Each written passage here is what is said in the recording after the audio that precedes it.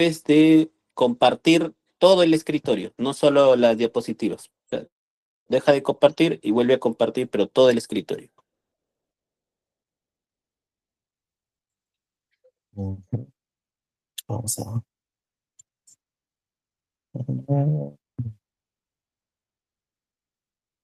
Mm,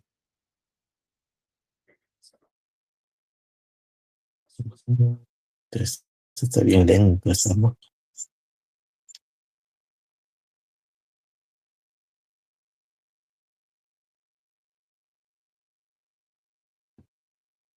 Mm, No sé, no. No, no. Se ha colgado.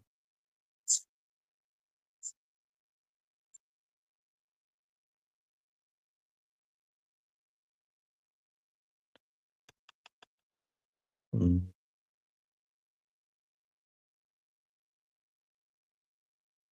Lo voy a cerrar y lo voy a volver a abrir. Ujú.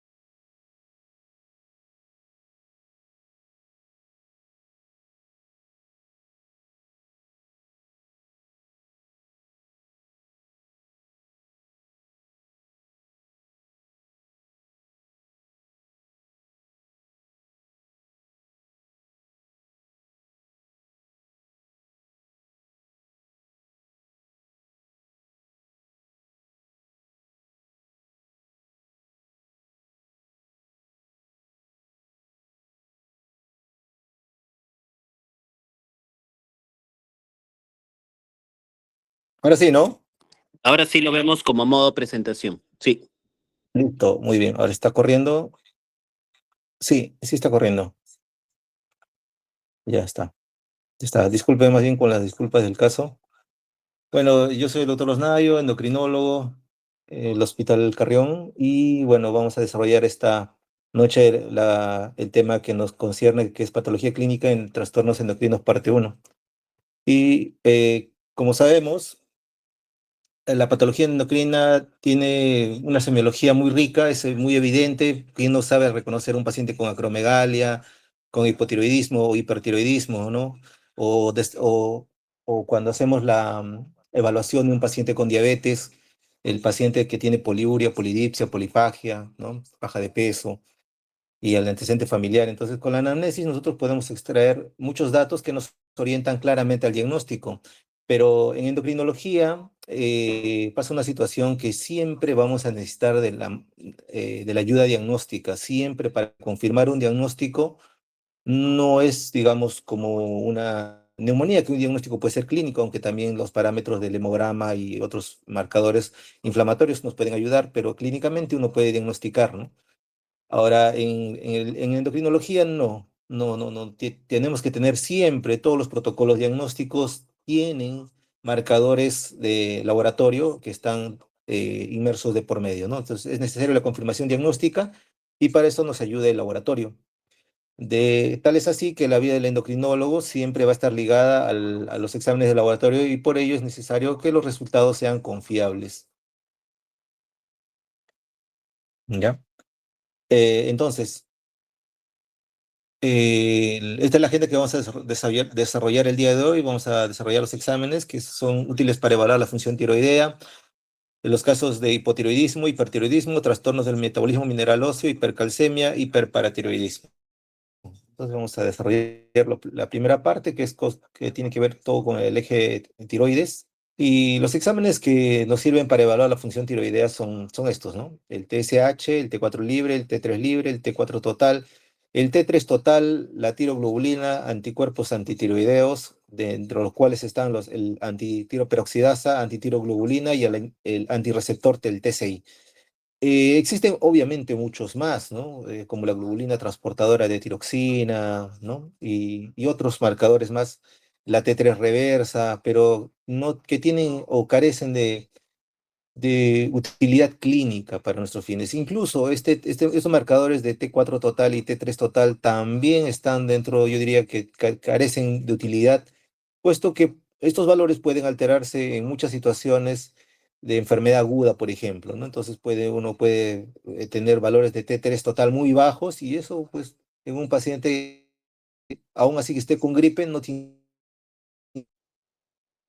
Entonces, eso es importante tenerlo en cuenta al momento de la evaluación, ¿no? Entonces, de todos estos, lo que he marcado con negrita, por ejemplo, el TSH, dentro de lo que es la función de siempre para el estudio de la patología de cualquier paciente que nosotros estemos sospechando de una enfermedad tiroidea, tiene que estar el TSH, por lo menos, mínimamente, ¿no? El dosaje de tiroglobulina está básicamente en los pacientes como un marcador, ¿no? Un marcador en los pacientes que tienen cáncer de tiroides, ¿no? Es un marcador de mitosis, una proteína que está presente en el coloide del folículo tiroideo y por lo tanto altos niveles nos va a indicar que existe una alta tasa de producción de este coloide a nivel de tiroideo. Y los anticuerpos antitiroideos, el anti-TPO, antitiroglobulina y anti-TCI, son básicamente para evaluar causas autoinmunes de la patología tiroidea. Entonces, ya para encontrar básicamente la etiología. Como les dije, el TSH es el examen que tiene elevada especificidad para el diagnóstico. ¿Qué quiere decir? Que un valor negativo de TSH sí te da un indicativo de que este paciente realmente no está enfermo de la tiroides, ¿no? ¿Ya? Entonces, eso es muy importante, ¿no? Los demás marcadores, como ven atrás, en la parte de atrás, el T4 libre, T3 libre, pueden alterarse incluso en un paciente, digamos, que está con sepsis y estos valores de T4 libre y T3 libre pueden salir bajos, ¿no? Y esta condición pero un TSH normal, ¿no? A esta condición, por ejemplo, se le llama un síndrome de eutiroideo enfermo. Entonces, pero el TSH está normal. Entonces, estos casos, en algunos casos sí se trata con levotiroxina, pero la evidencia muestra que el dar levotiroxina a estos pacientes con eutiroide enfermo no mejora su pronóstico. Eh, El TSH tampoco debe estar en solitario, siempre debe acompañarse de un dosaje de T4 libre y T3 libre. El valor normal del TSH es de 0,4 hasta 4 microunidades internacionales por litro. Esto es casi estandarizado a nivel mundial. Existen algunos laboratorios que llevan el valor del rango superior hasta 5 y otros hasta 0,32 en el rango inferior, pero van por ahí.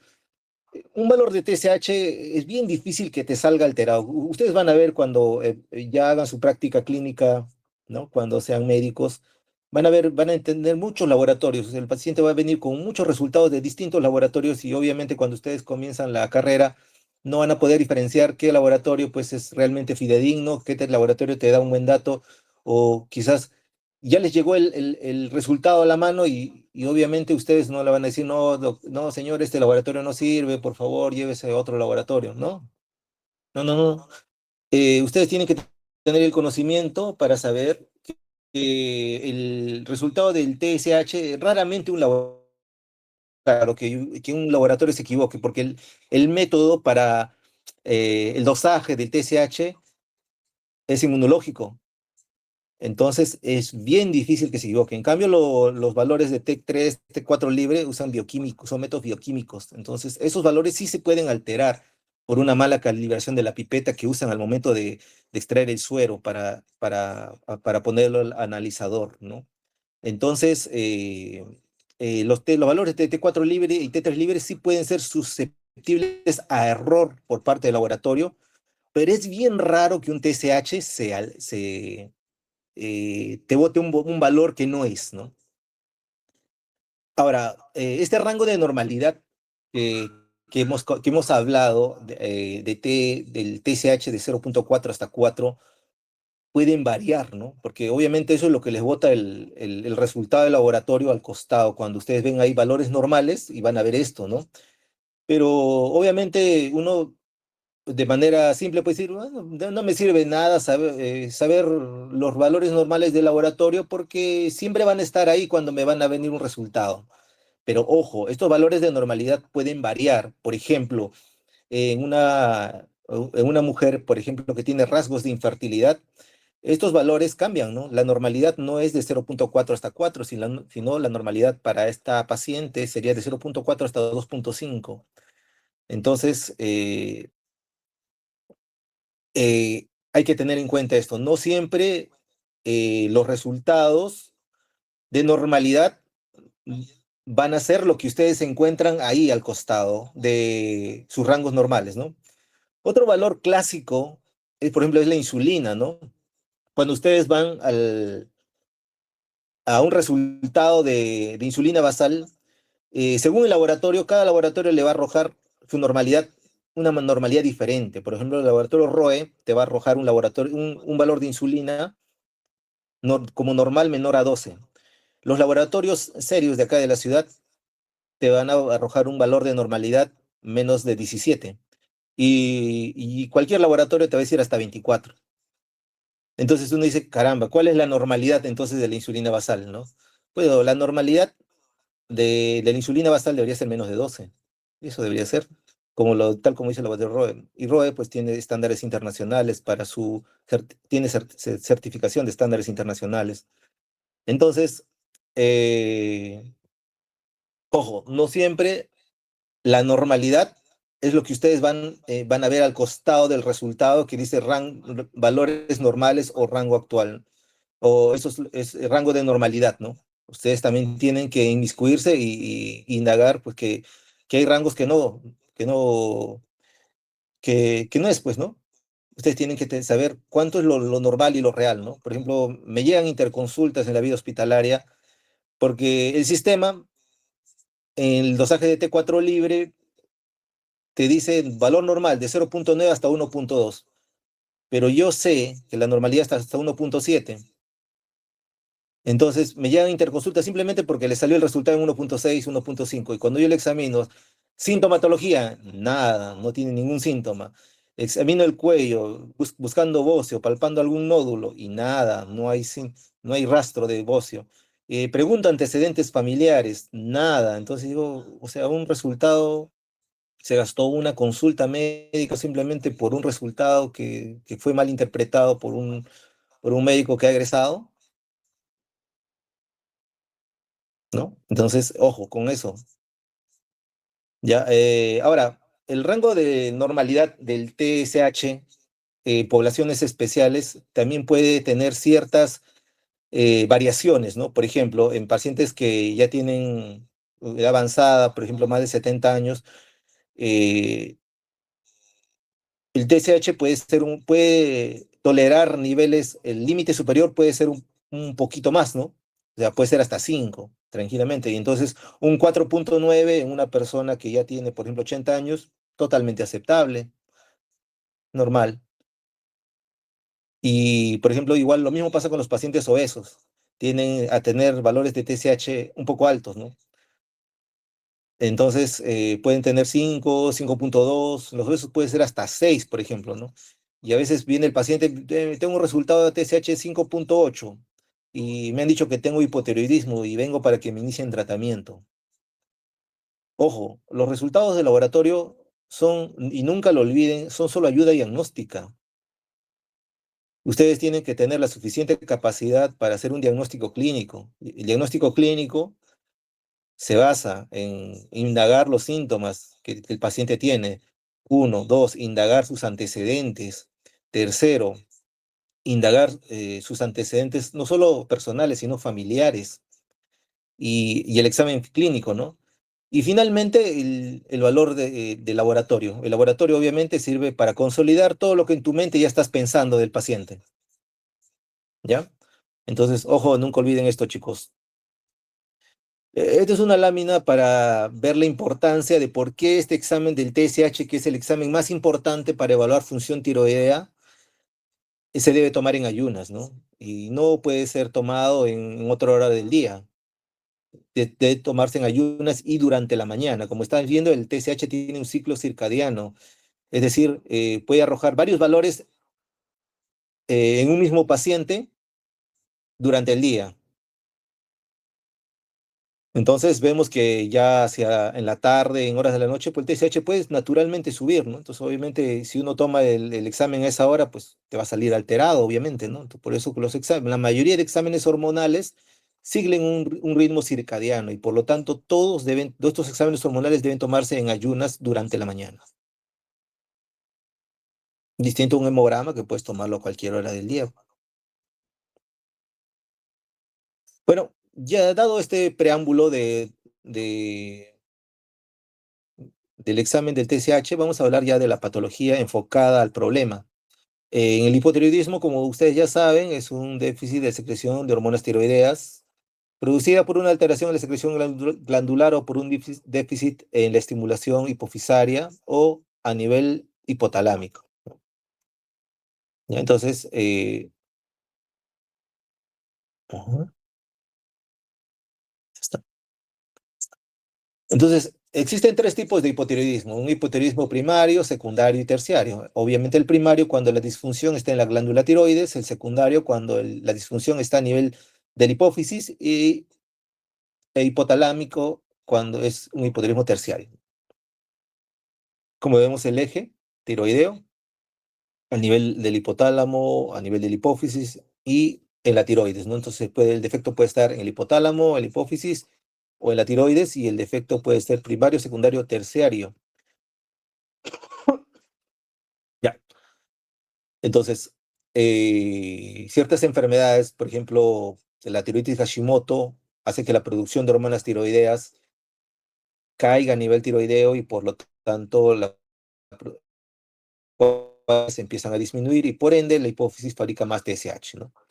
En un hipotiroidismo secundario, la alteración está a nivel de la hipófisis, como puede ser un síndrome de silla turca vacía, un adenoma hipofisario que está comprimiendo las células pirotropas a nivel de la adenohipófisis, y esto puede originar que los niveles de TSH caigan y por lo tanto el estímulo para la fabricación de hormonas tiroideas también caiga. Por lo tanto, el paciente va a tener también niveles bajos de T3 y T4, porque no hay la respuesta adecuada, ¿no?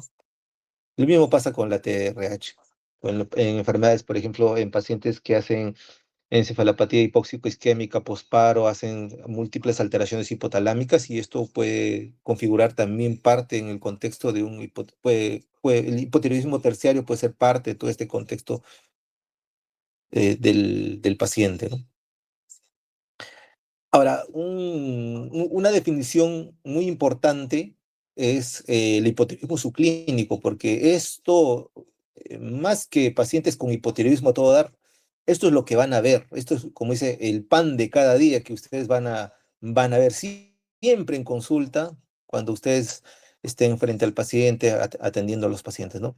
El hipotiroidismo subclínico es una situación, una condición cuasi sintomática en la cual la concentración de T3 libre y T4 libre son normales y la TSH está aumentada, más de 4 pero menos de 10. Porque un valor por encima de 10, así tengas el T4 y T3 libre normales, una condición, un valor de TSH más de 10 ya te configura un diagnóstico, y es diagnóstico de manera fehaciente de hipotiroidismo clínico. Yo no conozco ningún valor por encima de 10 que no haya tenido todo el complejo sintomático.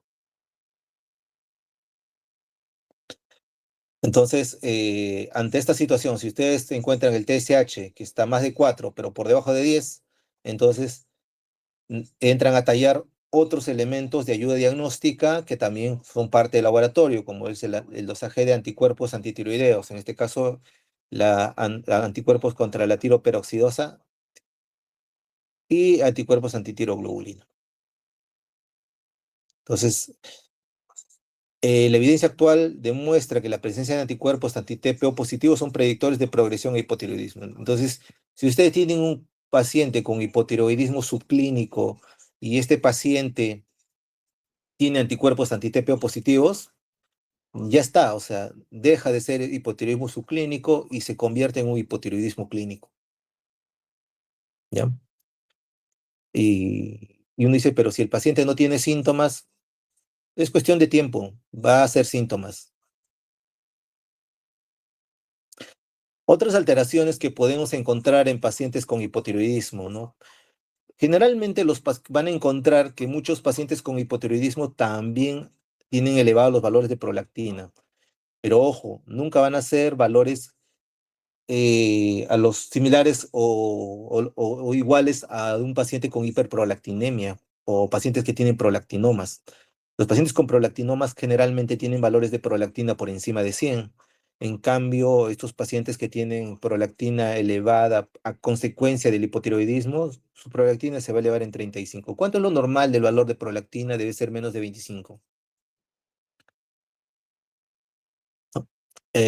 Los pacientes con hipotiroidismo también elevan los niveles de colesterol, colesterol total, LDL, valores de triglicéridos, desarrollan valores bajos de HDL. La hemoglobina también tiende a estar baja por la disminución de la eritropoyetina. Hay un déficit de la absorción de vitamina B12, por lo tanto, estos pacientes también cursan con déficit de vitamina B12. Se altera el perfil hepático, puede alterarse sobre todo las transaminasas y también se altera la glucemia y los valores de insulina. También en algunos pacientes tienden a elevarse. ¿Ya? Esta es una lámina importante porque la idea es que ustedes también sepan cómo es la historia natural de un paciente con hipotiroidismo. Como ven acá en la lámina,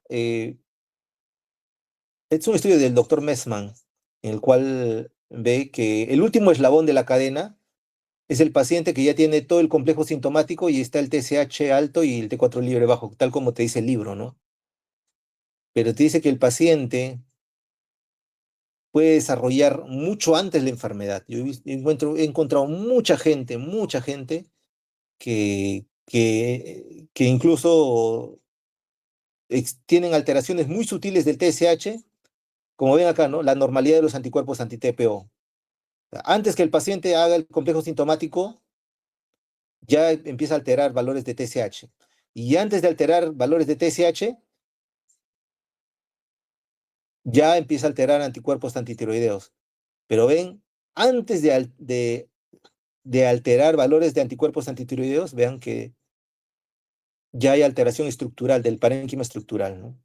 Por eso que en el seguro nosotros tratamos de evaluar cuando no tenemos dosaje de anticuerpos, ver una ecografía, ¿no? En la ecografía vemos distintos patrones que ven, ¿no? Si hay un patrón, nosotros le llamamos una tiroides vascularizada, heterogénea, eh, entonces eso ya nos llama que hay un problema en la glándula.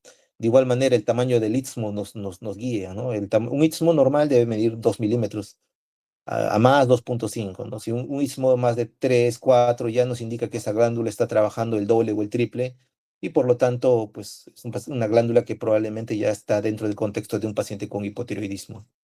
Igual los valores de la glándula, normalmente los valores de la longitud deben ser menores a 30 milímetros. Los valores más altos ya te indican que el paciente puede tener bocio. Entonces, todos estos datos, por ejemplo, yo al momento de revisar la ecografía veo, ¿no? Valores ecográficos, veo el patrón ecográfico, veo la vascularidad, veo el tamaño del istmo y veo que ya hay alguna de estas alteraciones. Entonces ya a veces ni me molesto en pedirle anticuerpos, ¿no? De frente, eh, evalúo el histórico de TSH de este paciente, ¿no? Incluso les traigo a colación un estudio, ¿no? De un sueco en el cual mencionaban que el solo antecedente, en estos casos, por ejemplo, de hipotiroidismo subclínico, el solo preguntar el antecedente familiar de autoinmunidad tenía un valor predictivo tan similar como el dosaje de anticuerpos antitiroideos anti-TPO. Entonces, por ejemplo, un paciente que tiene hipotiroidismo subclínico, una mujer de 25 años que puede presentar, ¿no? Que su mamá tiene vitíligo o psoriasis, ya eso te lleva fuertemente a pensar de que ella también puede estar desarrollando autoinmunidad. Y efectivamente, ¿no? Su estudio ha sido ganador de varios premios en la Sociedad de Endocrinología Europea. Y solo todo el estudio nace a partir de una sola pregunta nada más. Bueno, en el caso de hipertiroidismo es el síndrome clínico resultante de un aumento de las concentraciones plasmáticas y tisulares de hormonas tiroideas. Aquí hay una clara elevación del T3 y el de T4 libre, la TSH suprimida generalmente menos de 0,05 o 0,04. La T3 y T4 total no sirven para el diagnóstico ya que sus valores se alteran por distintas condiciones que pueden afectar la ligación proteica, como les dije, enfermedades agudas, por ejemplo. Y en estos casos vemos que muchas veces hay este anticuerpo antirreceptor del TSH puede estar alterado y esto nos define ya la presencia de una enfermedad que se llama enfermedad de Graves-Basedow. Cuando ustedes ven una paciente que tiene bocio y que tiene exoftalmos, pues es un Graves-Basedow, ni hablar. Entonces lo más probable es que este paciente tenga anticuerpos anti-TSI. Y si es que no los tiene, pues lo va a tener algún día, ¿no? Yo, por ejemplo, no, en mi práctica clínica no doso, cuando veo esos cuadros, ya no, o sea, no me molesto en pedirles ese examen porque obviamente sé que va a salir positivo y si no sale ahora, va a salir más tarde, ¿no? Entonces, ¿y cuánto creen que cuesta un dosaje de anticuerpos anti-TSI? 180 soles. Entonces, el médico también tiene que ser efectivo, tiene que ver toda esa parte, no solamente evaluar la parte clínica, sino también buscar pues lo mejor para el paciente, la mejor salida, y la mejor salida es ser bueno, ser efectivo y ser también tratar de ver la economía del paciente, ¿no? El hipertiroidismo puede tener distintas alteraciones paraclínicas, como pueden hacer hiperglicemia, hipercalcemia, leucocitosis, elevación de la fosfatasa alcalina, de las enzimas hepáticas, y los valores de cortisol tienden a ser bajos porque las hormonas tiroideas estimulan su metabolismo y de esta manera se van a desaparecer más rápidamente de la circulación. Entonces, bueno, este es como un resumen ya. Vamos a comenzar en la parte de abajo. Como les dije, en el hipotiroidismo subclínico, el TSH puede estar elevado, pero los valores de T3 y T4 libre están normales. En el hipotiroidismo primario, obviamente ya el T3 y T4 están bajos y el TSH está elevado. En un hipotiroidismo secundario, el TSH puede estar bajo o puede ser normal y el T3 y T4 están claramente bajos. En el hipertiroidismo subclínico, el TSH está suprimido, pero los valores de T3 y T4 libre están normales. En el hipertiroidismo clásico, el TSH está suprimido, menos de 0.04, 0.05, y los valores de T3 y T4 están claramente elevados. Y en un hipertiroidismo secundario, que es una entidad extremadamente rara, pues todo está elevado, ¿no? Tanto el TSH, T4 y T3.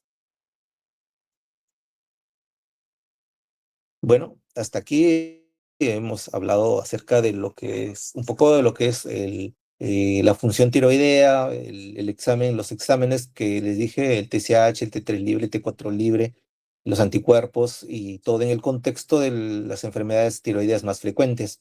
Ahora vamos a hablar un poco acerca del metabolismo fosfocálcico, el metabolismo mineral óseo. Vamos a hablar de la hipercalcemia, hiperparatiroidismo y del hipoparatiroidismo, ¿no? Que son entidades que, si bien es cierto, no son muy frecuentes, pero ustedes tienen que aprender a hacer una correcta lectura de los exámenes de laboratorio en estos casos y cuándo pedir, cuándo debe iniciar la sospecha, ¿no? Entonces, primero vamos a recordar un poco acerca del calcio. El calcio tiene dos funciones en el cuerpo. Está como un calcio insoluble, cumpliendo características estructurales, principalmente en el hueso, y como un calcio soluble que está presente en nuestra sangre, es cofactor de innumerables reacciones bioquímicas, que está formando parte de las cascadas de señalización celular, la coagulación sanguínea, como un factor, es un factor indispensable en la contracción muscular, en la activación e inhibición de ciertas enzimas, etcétera. En el calcio total, el 99% en nuestro organismo, el sitio de reserva está en el hueso y solo el 1% en el líquido extracelular y en los tejidos blandos. De esto, la mitad es un calcio ionizado y el resto está unido a la albúmina, citrato o sulfato. El riñón es el que se encarga de filtrar el calcio, se filtran alrededor de 10.000 miligramos, se absorbe el 98% y se excreta usualmente menos de 200 miligramos en 24 horas. Los órganos o las glándulas responsables del metabolismo de calcios, obviamente, están la paratiroides, el riñón, el esqueleto, el intestino, los riñones a través de la vitamina D, las glándulas paratiroides a nivel de la paratormona. Existe un péptido relacionado a la hormona paratiroidea y la calcitonina, que es una hormona que tiene una función secundaria y que también se sintetiza por las células de la glándula tiroides. Sí. Ya. Las cuatro glándulas paratiroides li- eh, liberan la hormona paratiroidea, que se van a encargar de regular las concentraciones séricas de calcio y el metabolismo óseo. Altas concentraciones de calcio van a inhibir la secreción de la hormona paratiroidea y bajas concentraciones de calcio la van a estimular. De esta manera, hay un feedback negativo, como la mayoría de hormonas que están en nuestro cuerpo, ¿no?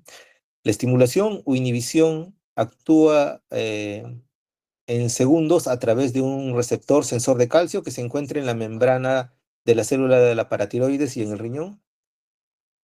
Entonces, la hormona paratiroidea es una hormona de 84 aminoácidos que se secreta en la glándula paratiroidea, tiene una liberación que se relaciona con las concentraciones de calcio y sus órganos blancos son los riñones, el hueso, los enterocitos, y tiene como finalidad aumentar las concentraciones de calcio a nivel de la sanguínea. Existe otra hormona que no es hormona en realidad, es un péptido relacionado a la hormona paratiroidea, que no es como dice ahí, es una hormona que es secretada por el cartílago, el hueso y el tejido mamario. Su liberación no se relaciona a las concentraciones de calcio, por lo tanto no tiene un feedback y sin embargo utiliza el mismo receptor de la hormona paratiroidea, ¿no? Entonces uno dice, pero ¿por qué nos habla de este péptido relacionado de la hormona paratiroidea? Porque este péptido va a ser el responsable de muchas hipercalcemias que ustedes van a ver en su vida hospitalaria. Entonces, por eso lo estoy trayendo a colación. Y el PTH, pues es la hormona, supuestamente la hormona vedette de la regulación del calcio en el cuerpo, es la PTH, ¿no? Pero ese péptido relacionado no debería estar elevado en altas concentraciones, pero principalmente Como ustedes van a ver, cuando un paciente tiene hipercalcemia, lo que un clínico piensa primero es tener hiperparatiroidismo, puede tener tuberculosis, puede tener cáncer, ¿no? Entonces, muchas hipercalcemias en la vida hospitalaria son por cáncer, ¿no? O por neoplasias, y el principal causante de la hipercalcemia es este péptido relacionado a la hormona paratiroidea. Bueno, entonces, como les dije, aquí está la PTH, se une a su receptor, y esto puede actuar a nivel de los túbulos renales, el hueso, del intestino, favoreciendo la absorción de calcio. Igual en el hueso favorece el intercambio de calcio, más. Y en el intestino, y a nivel de riñón, que es donde se encarga de filtrar y se encarga de reabsorber. Entonces, otra hormona importante para la regulación del calcio y la vitamina D. Es sintetizada en la piel o es ingerida en la dieta y se hidroxila a nivel en el riñón en posición 1 y en el hígado en posición 25. Aumenta la absorción de calcio y fósforo a nivel del intestino delgado. Pues como ven acá en la imagen, hay una primera hidroxilación a nivel hepático y una segunda hidroxilación a nivel del hígado para finalmente dar a nivel del riñón, mejor dicho, para finalmente dar como resultado esta 1,25 de hidroxicolecalciferol, que es 1,25 de hidroxivitamina D3. Esto es lo que les he hablado. Entonces, al principio, a través de la piel o de la dieta, existe una primera hidroxilación en el cual hay una vitamina D de muy baja actividad. Esta recibe una segunda hidroxilación y ahí se convierte en una vitamina D ya activa.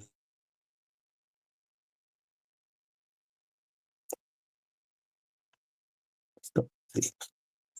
Entonces, los efectos de la vitamina D o esta 1,25 colecalciferol a nivel del hueso promueve la mineralización del osteoide, puede favorecer la resorción.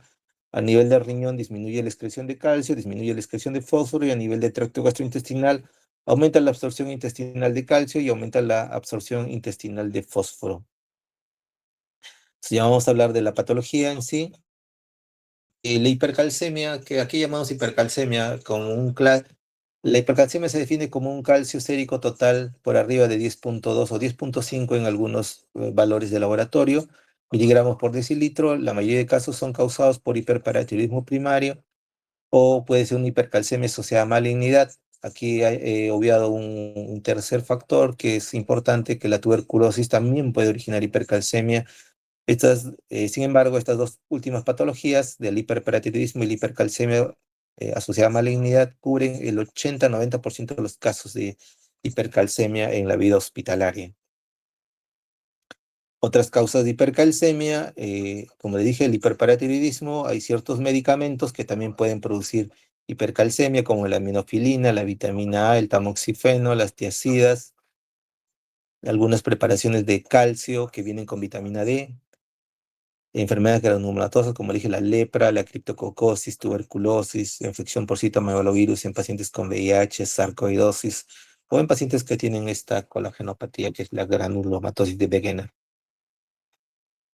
Pacientes que están inmovilizados también pueden tener más a la resolución ósea y hacen hipercalcemias. Y hay ciertos trastornos endocrinos, como les dije, el hipertiroidismo, la insuficiencia adrenal, el feocromocitoma o este tumor secretor del péptido intestinal vasoactivo, que también puede originar hipercalcemia. Entonces, el diagnóstico bioquímico de este hiperparatiroidismo primario, el dosaje de calcio sérico es clave, ¿no? Entonces, el calcio sérico ayuda bastante, pero a veces este calcio sérico puede verse afectado por los valores bajos de albúmina. Entonces, aquí lo que debemos hacer es aumentar por cada miligramo que descienda de albúmina. Entonces, generalmente el calcio iónico no se mide de forma rutinaria, aunque sí, en nuestro hospital, por ejemplo, sí miden el calcio iónico, y eso ayuda bastante a poder evaluar a los pacientes que tienen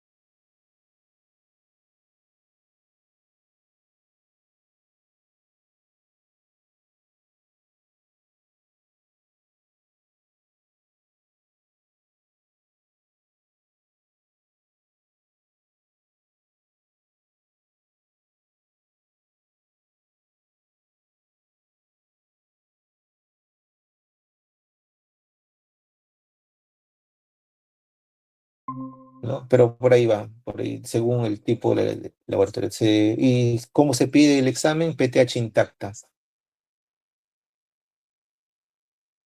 Ya, ahora, cuando un paciente desarrolla hipercalcemia en el contexto de una malignidad, es bien raro que el primer síntoma sea hipercalcemia. Generalmente la malignidad ya te da muchos otros síntomas mucho antes que el paciente experimente hipercalcemia, ¿no?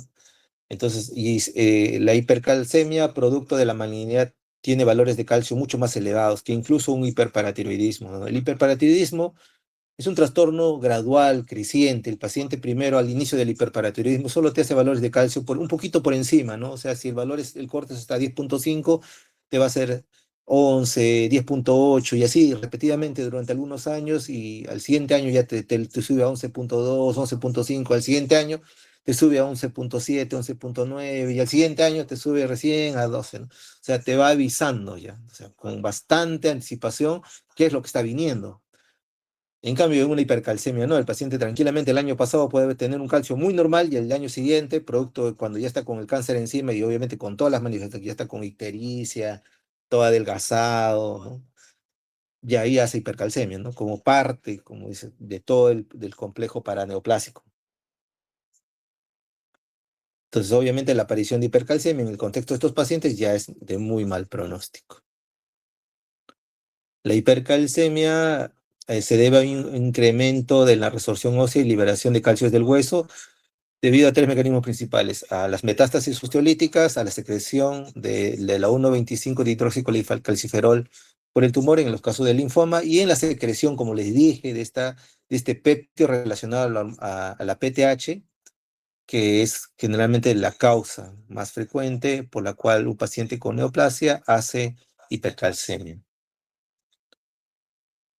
Otro caso que normalmente vemos de hipercalcemia en el mundo clínico es mejor dicho, de hiperparatiroidismo, no hipercalcemia, estoy hablando, de hiperparatiroidismo, es en los pacientes que hacen insuficiencia renal crónica, porque como estos pacientes, hemos dicho que la segunda hidroxilación era a nivel del renal, pero como está con insuficiencia renal, entonces ya esta función decae y por lo tanto el paciente empieza a hacer hipocalcemia y como tiene mecanismos contrarreguladores, a nivel de la célula paratiroidea empieza a fabricar más PTH.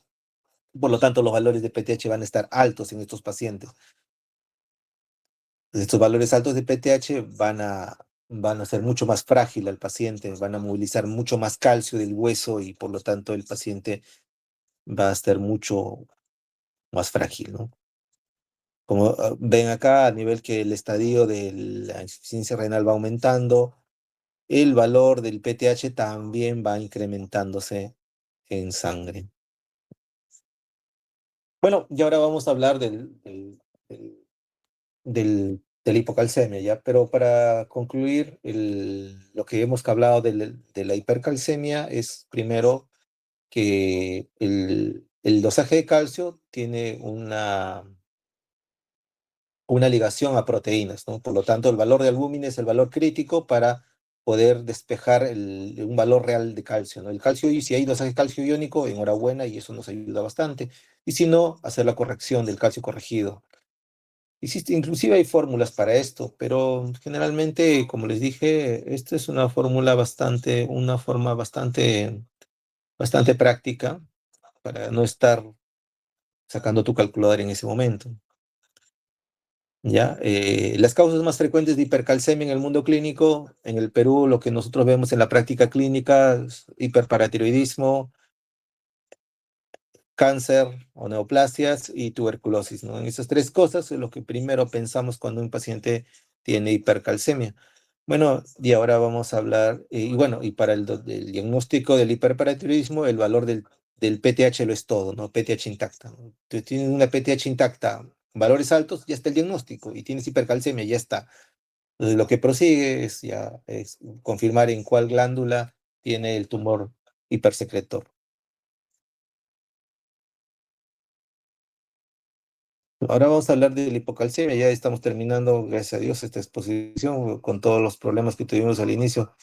Se ha retrasado todo esto. Vamos a definir la hipocalcemia por nivel de calcio menor a 8.5 Y la hipocalcemia puede ser debida a varias causas porque existe una secreción reducida o nula de PTH, como en el caso de un hipoparatiroidismo, o puede haber un daño quirúrgico, por ejemplo, los pacientes que tienen cáncer de tiroides se les extirpa muchas veces las glándulas paratiroides o lo siembran en el lecho quirúrgico y finalmente estas paratiroides no rebrotan, ¿no? Entonces, finalmente estos pacientes tienen que tomar calcio, pues ya de por vida tienden a la hipocalcemia, incluso hacen una sintomatología pues de Chevostegel, sino de Trousseau, ¿no? En la práctica clínica vemos bastantes casos de estos, sobre todo en los pacientes que han sido operados por cáncer de tiroides.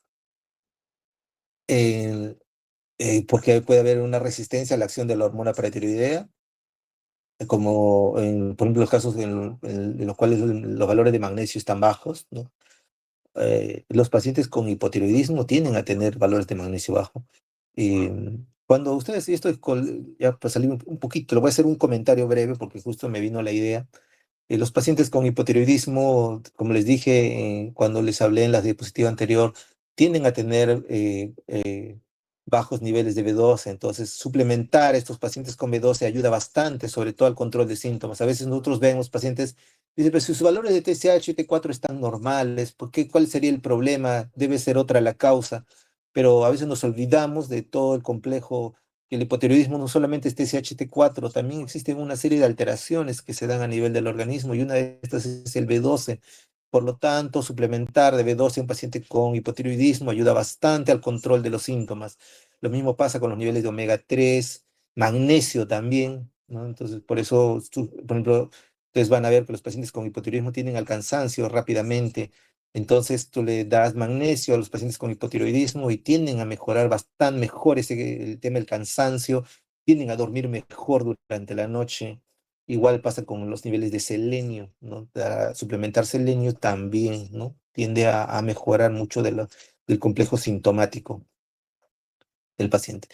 Bueno, me salió un poco el tema, pero justo vi la hipomagnesemia y imagínense, los valores de magnesio están también. Entonces, los valores de magnesio bajo van a originar pacientes con hipocalcemia, ¿no?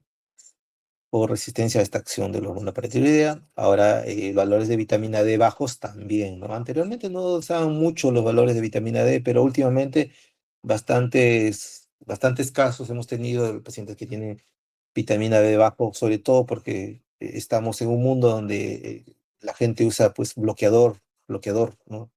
Y entonces, o la ingesta de alimentos ricos en vitamina D, como el pescado, es baja, ¿no? Entonces, vamos a tener casos, muchos casos, yo digo, de pacientes que tienen déficit de vitamina D. Entonces, en los casos de hipomagnesemia, los valores de magnesio son relativos. En realidad, en la práctica clínica no dosamos magnesio, pero lo normal debería ser más de uno, ¿no? Un valor es bajo, por debajo de uno, pues ya te indica que hay una hipomagnesemia. Como les dije, no hay muchos laboratorios que empiezan a dosar magnesio y generalmente lo que nosotros es el manejo empírico. Caso. Entonces, el magnesio es un cofactor importante en la liberación de la PTH. eh, Ocurre supresión de PTH visto ciertas enfermedades gastrointestinales, deficiencias nutricionales como el alcoholismo o ciertos trastornos cursan con terapia con cisplatino, pueden, pueden alterar niveles de magnesio en el cuerpo.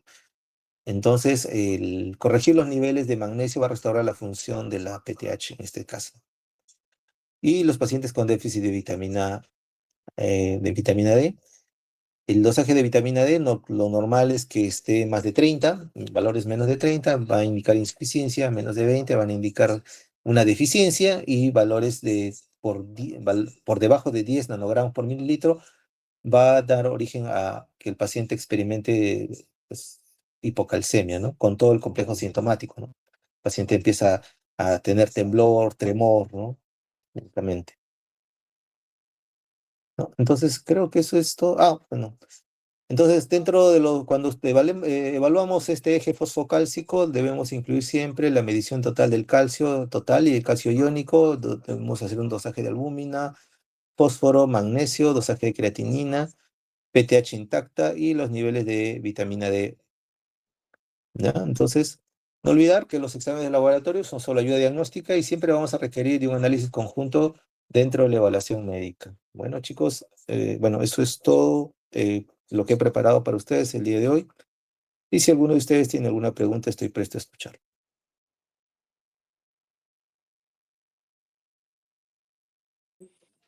Muchas gracias, doctor Osnayo. Muchas gracias en primer lugar por su tiempo, su disponibilidad. Ha sido una charla muy productiva, muy interesante, precisa, concisa, y justo yo quería invitarlo a usted porque usted es un especialista en el área y creo que los chicos se verían más beneficiados con su ponencia. Probablemente no haya preguntas, doctor. De todas maneras, chicos, si hay alguna consulta pueden escribir en el chat y si no, daríamos por finalizada esta sesión. Me parece que no, doctor. Muy bien, muchas gracias a todos, que tengan buenas noches. Gracias, doctor. Ya, gracias. Nos vemos. Chao. Gracias, doctor. Gracias, doctor. Buenas Hasta luego. noches. Gracias, doctor. Hasta luego. Chao, chao.